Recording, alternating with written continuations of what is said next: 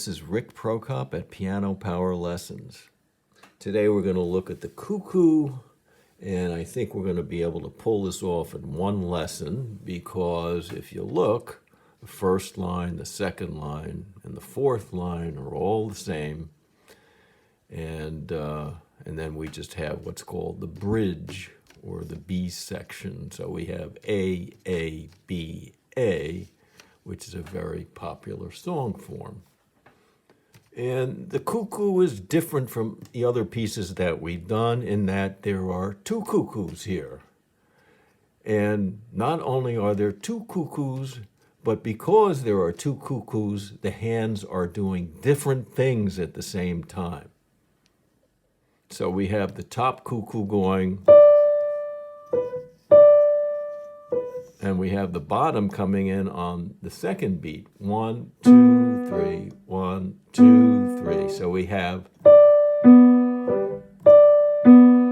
and it's a little confusing for your brain to do two different things with your hands.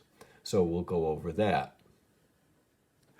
Before we begin at the piano, I'd like you to try a little exercise and simply lift both your wrists, excuse me, and drop them. It can be on a tabletop, wherever, and get them to synchronize so that they come down at the same time, and then get the right one to come down first.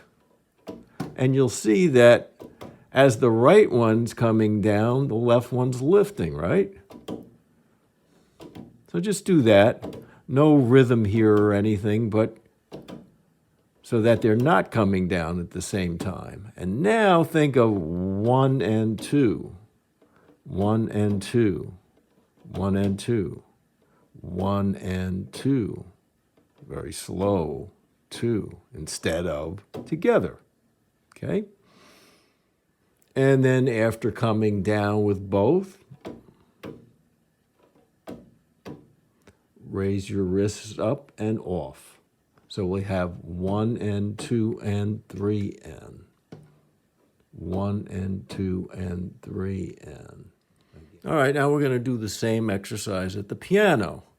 So we'll have 2 Ds above middle C with the 5th finger of the right hand and then the 3rd finger of the left hand on the B below middle C. So let's start by just playing them together. Just picking up, dropping.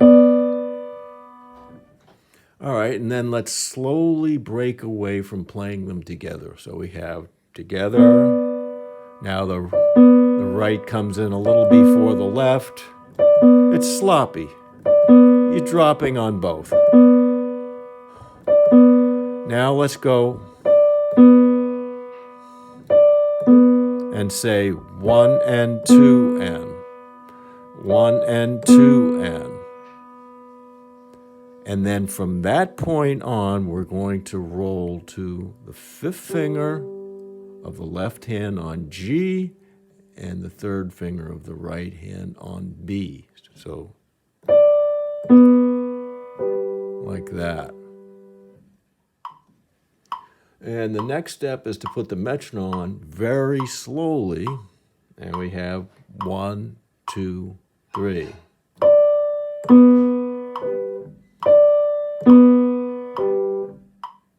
All right, the 3rd and 4th measures are a little easier. We begin with our 4th finger on the C above middle C. We drop on 1, so we go 1, 2, 3, 1, 2, 3, and we just roll towards that thumb through that whole physical group as each finger pulls you forward to that thumb and then roll off. The left hand's going to come in on 2, so it's going to go 1, 2, 3, 1, 2, 3, 1, 2, 3, 1, 2, 3. And then when we play them together, there's a little coordinational issue because when we play the C, the left hand comes up in anticipation of playing on this D. See, so we have 1 and 2 and 3 and 1 and then we roll both of them in towards the full board of the piano and off, and your wrists are limply hanging there.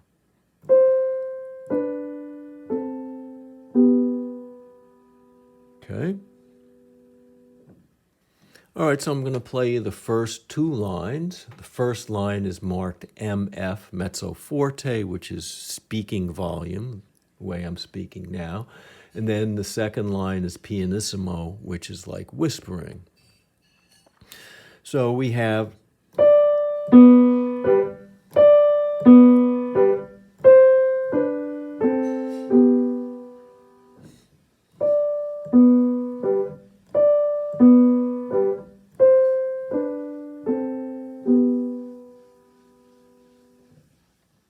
and on that first line, don't be afraid to think of the first two notes as accents. So accent, accent. Just let go. Accent, accent, roll. Another accent. All right, now it's, think of a pianissimo accent.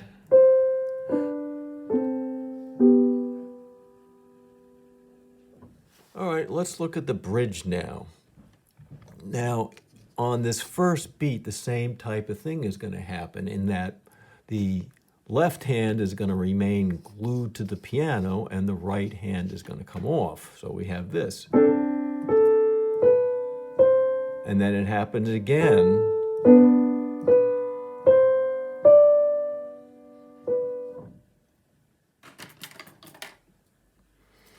So we'll note that by putting a staccato under this A. Sorry about that. Little staccato, little dot. And then putting a phrase marking over the A to the C. And what's going to happen is we're going to connect this C to the A, but we're going to do a drop here like this. So this will be a little physical group here of two notes so that we could play a staccato here. All right, I'll put a staccato mark up, staccato mark up here, indicating the A also is staccato. So look at what we have now. We have staccato and then a physical group. And then we're at a high point with our wrist, and then we come back down and we go low to a higher wrist and get off. So we have up with the wrist, down, up, down, up, and then we're going to have down, up, all the way to here, up, and that'll be the highest point. And we'll indicate that with another physical group mark like that.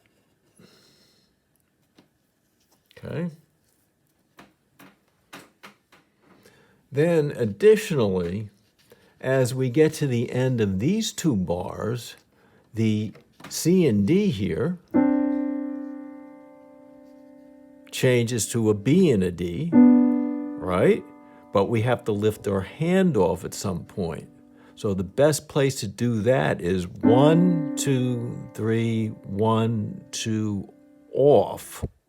So as this wrist of the right hand is coming down again, you're coming up with your left wrist to get off of the C and the D. So I'm just going to put a little rest here, a little quarter rest here, just to indicate that you should lift your left hand at that point. Okay, at the piano, we're going to take C and D in the left hand. And whenever you see, generally, when you see two notes crunched together like this, on the page also, they look like they're crunched together. What that usually indicates is that this is some kind of seventh chord. and that this is the root and this is the seventh. And that would be of D, F sharp, A, C, right? And D. Root, third, fifth, seventh, and the root again.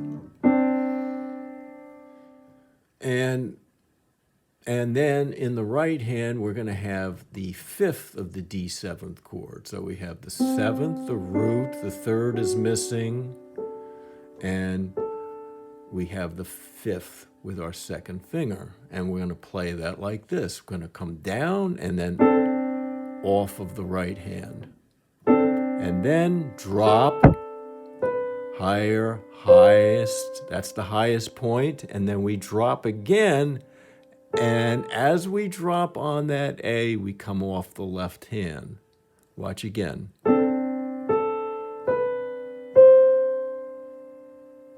And that allows us then to do this. Now we're doing different things again, see? So practice is doing this.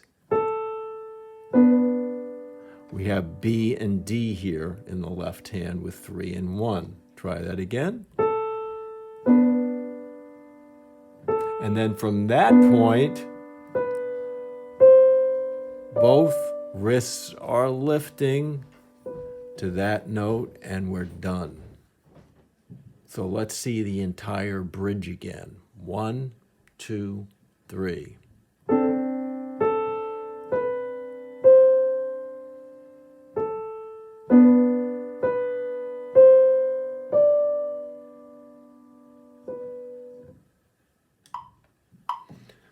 Okay, and with the metronome on, 1, 2, 3.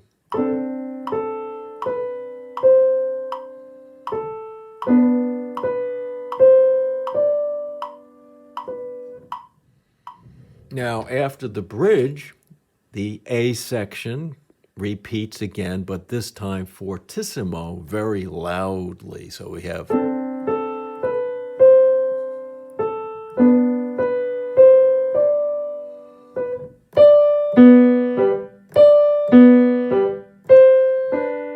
and then a retard at the end.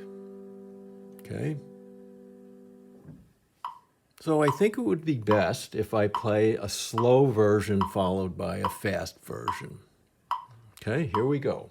1, 2, 3.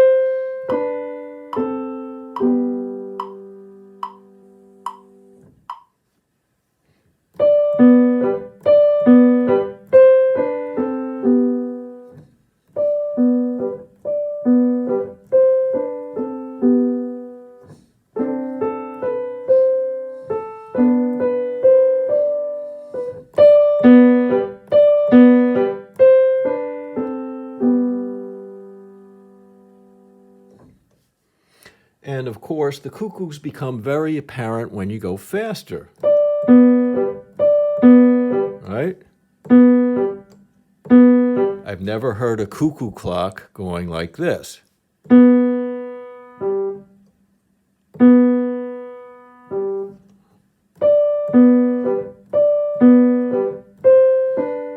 So you do want to work up the speed on this one, okay?